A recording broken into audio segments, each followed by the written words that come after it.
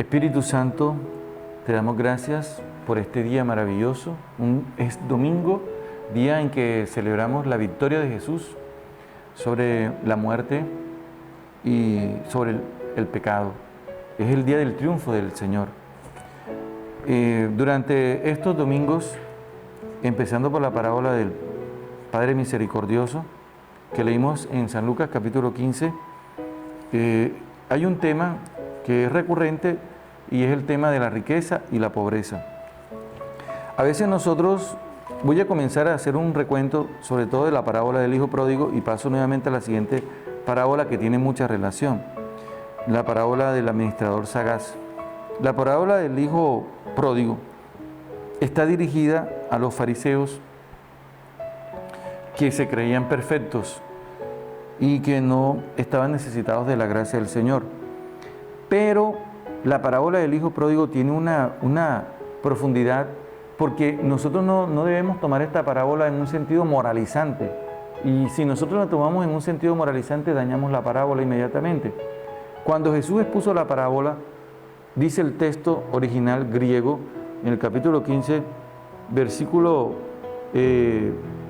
13, o versículo 12 al 13, voy a buscar el texto original, donde nosotros encontramos texto original griego, en vez de riqueza, aparece la palabra griega usía, que significa sustancia.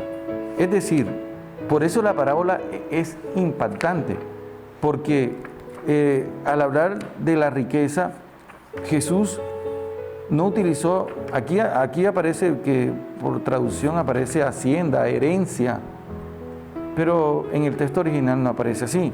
En el texto original aparece es la palabra esencia. Capítulo 15, versículo 12. El Padre dame lo que me corresponde, parte de ahí, herencia, pero aquí dice usías, es decir, esencia. ¿Cuál es la esencia? La esencia es que nosotros somos divinos, seres divinos. Nosotros participamos de la naturaleza divina de Dios. En nosotros existe la divinidad. Nosotros no somos solo cuestiones materiales, pero esta herencia o esencia que causó un impacto en los que escuchaban a Jesús es que tú eres hijo de Dios. Por eso en las tentaciones, en el capítulo 4, el mal comienza diciéndole a Jesús, si en verdad eres hijo de Dios. Porque el pecado no va a afectar tu esencia de ser hijo. El pecado lo que distorsiona es la mirada que tú tienes a partir de que tú consientas el pecado. ¿Qué hace? Te degrada y te dice, tú no mereces ser hijo de Dios. Por eso el Hijo Pródigo dice, trátame como a uno de tus siervos, yo no merezco ser hijo tuyo. Eso es lo que hace el pecado, que tú no te mires como un ser donde habita la divinidad, sino un ser normal, limitado materialmente, frágil. Sí, eso somos nosotros, pero nosotros no solo somos eso. En nosotros habita la divinidad, habita la presencia de Dios, que nos hace santos y que nos hace cada día mejores personas. Y luego escuchamos nosotros la parábola del capítulo 16 de San Lucas, capítulo 16, donde aparece que fue acusado ante él como que dilapidaba los bienes. Y en el texto original, hiparchonta significa, esto traduce por, ¿qué significa esa palabra en griego? Aquí que nosotros traducimos por bienes. Hiparchonta significa existir, estar presente, existencia, en el sentido de realización. ¿Y qué pasa? Que no se trata aquí entonces tampoco la parábola va más allá de unos simples bienes, igual de una simple herencia. De unos simples bienes es que tu existencia tiene que realizarse como un proyecto.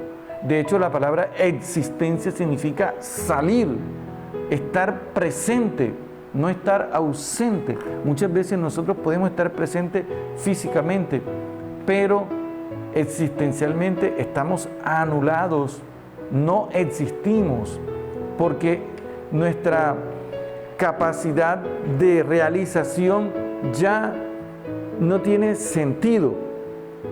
Leía en estos días que un joven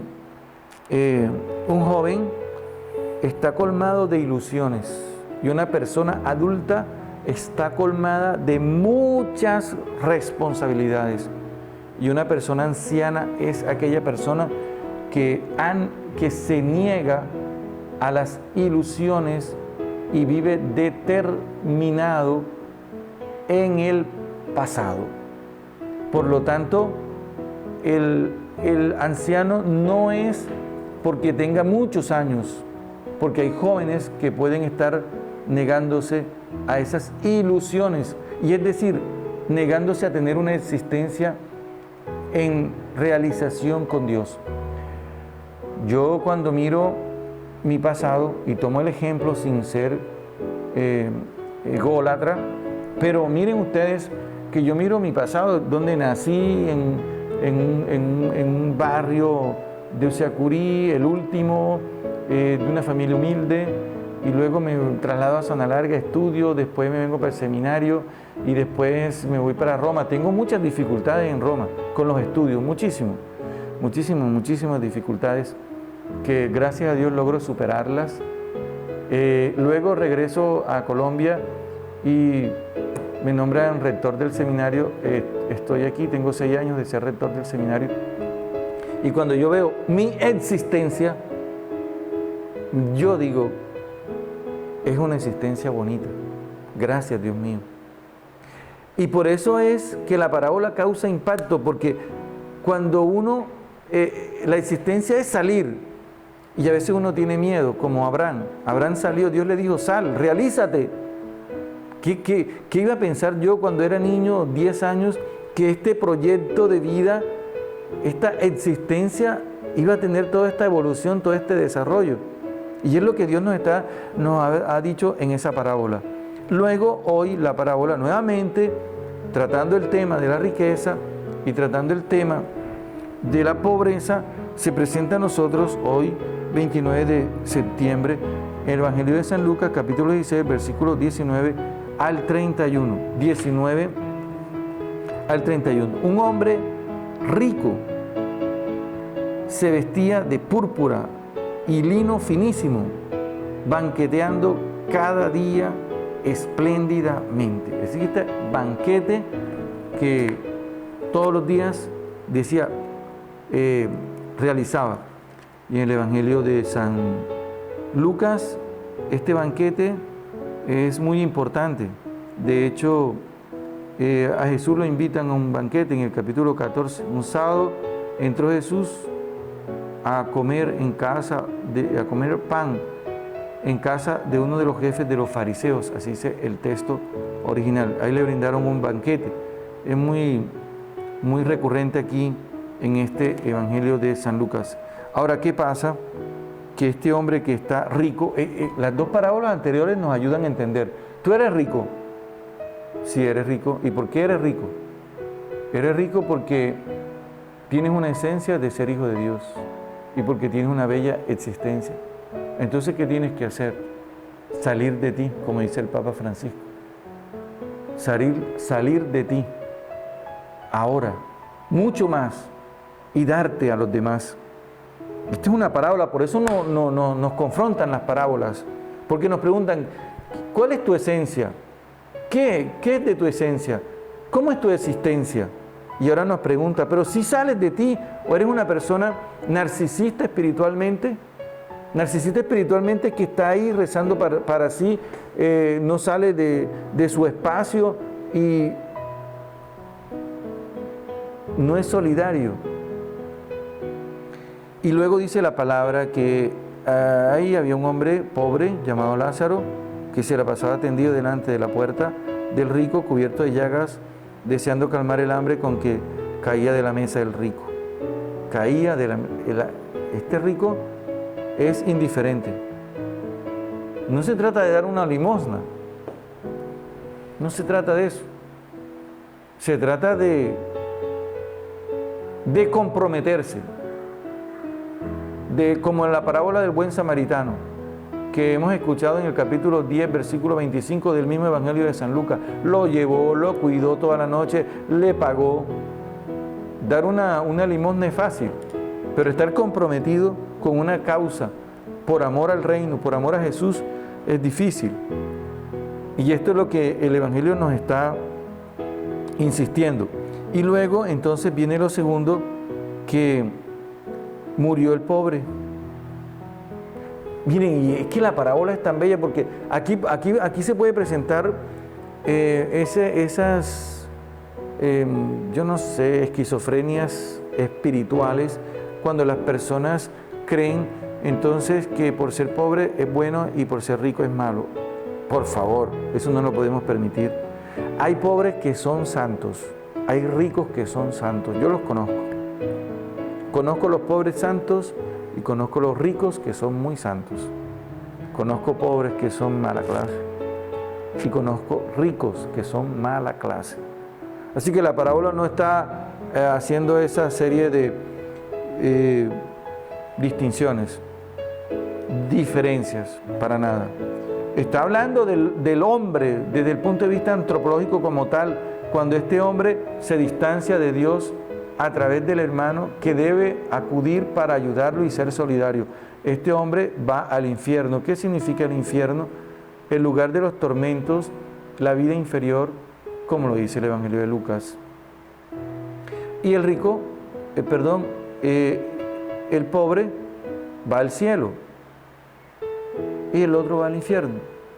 Pero es que cuando nosotros no entramos en esta dinámica de la solidaridad, cuando nosotros no somos buenos, vivimos, en verdad que tenemos un vacío, nos hace falta algo. ¿Y qué es lo que nos hace falta? El compromiso con el más necesitado, con el indigente, con la persona necesitada. Luego viene una confrontación. El rico insistió: Padre, te ruego entonces que mandes a casa de mi padre para que amoneste a mis 5 hermanos, para que no vengan a parar también a este lugar de tormentos. Abraham le respondió: ya tienen a Moisés. Abraham, o sea, cuando dice Abraham te está diciendo que la fe, el riesgo de cruzar un desierto como lo cruzó Abraham, lo tienes que cruzar tú. Pero cruzar el desierto estaba ahí en la puerta de él. Arriesgarse con ese hombre que estaba ahí y no lo hizo. Y por eso la existencia y la herencia, la esencia de este hombre se frustra. San Pablo dice en 1 Corintios 15 al principio: la gracia de Dios no fue estéril en mí. Y eso es lo que Jesús quiere, por el amor que derrama en nuestros corazones, que nosotros seamos capaces de ir más allá con ese amor, de vivir en la experiencia del reino, siendo conscientes de la herencia que somos hijos de Dios y de una existencia hermosa que se arriesga. Este hombre, por quedarse encerrado en sí, no fue capaz de que su existencia se manifestara con plenitud en Dios. Que Dios nos ilumine, que Dios nos acompañe. Amén.